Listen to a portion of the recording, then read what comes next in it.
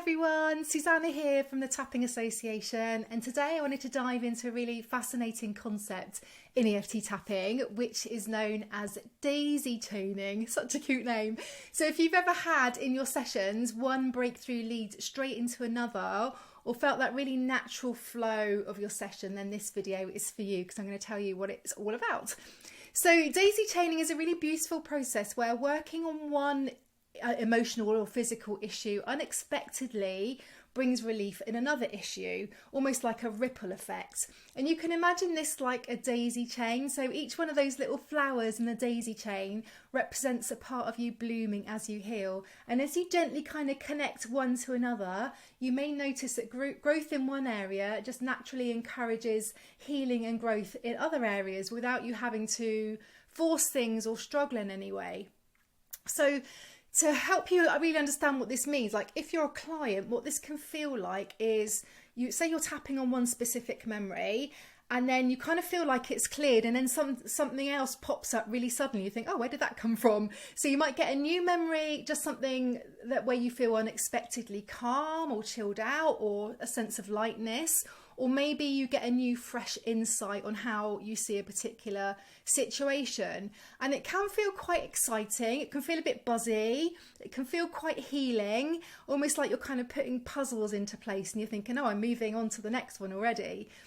But on the downside, it can also feel quite intense. So if you feel like you're moving along really fast, whilst it's a great sign that the tapping is working really effectively and you're really receptive to it, it's important you try and stay nice and grounded and move at a pace that feels safe and manageable for you. So do tell your practitioner if you need to slow things down a little bit. And if you are a practitioner and you're here and you want to know a bit more about how you can manage this, you know, as you're leading your clients, and, you know, again, for a practitioner, it's really great to see this amazing progress. You're like, oh my God, like they're moving so fast through this stuff, like they're onto another thing already. You can sometimes feel like you're not quite caught up with them as well. And then that can be a bit overwhelming and disorientating for you as a practitioner. So I'm going to share a few tips that will just help you to support your client and yourself if this happens to you. So the first thing to remember is to always monitor the SUDS level, okay? So even if they are moving on to a new memory, please check in, just say, I need a moment, can we just check in on that first memory first? I want to make sure that your SUDS is nice and low before we move on. So ideally 3 or below. The next thing that you can do is pause for some kind of grounding technique. So it might be that you asked your client if they're okay, like do they want to have a little sip of water? Do they want to have a little body check-in just to see where they are? Just encouraging a nice natural pause in your session to, you know, regroup if you like. The next thing to do is remember that it can feel disorientating for the client. So you just want to normalise this for them, normalise daisy chaining. Just say it's a really beautiful thing. It's a natural part of the healing process. Like you're always in control of it. So if you want to slow things down, you know, you can do that. And then finally, of course, the last one is to slow things down if you need to. So if things are a little bit fast paced, just encourage your client to stay with that event just a little bit longer. You can say things like, let's check in with this memory first. Let's look at all the different aspects of it before we move on, just to create that nice sense of stability for them as well.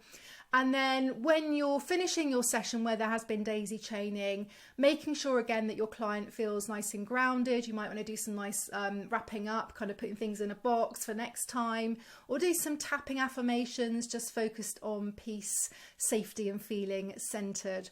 So again, daisy chaining, to summarise, it can feel like a really powerful process.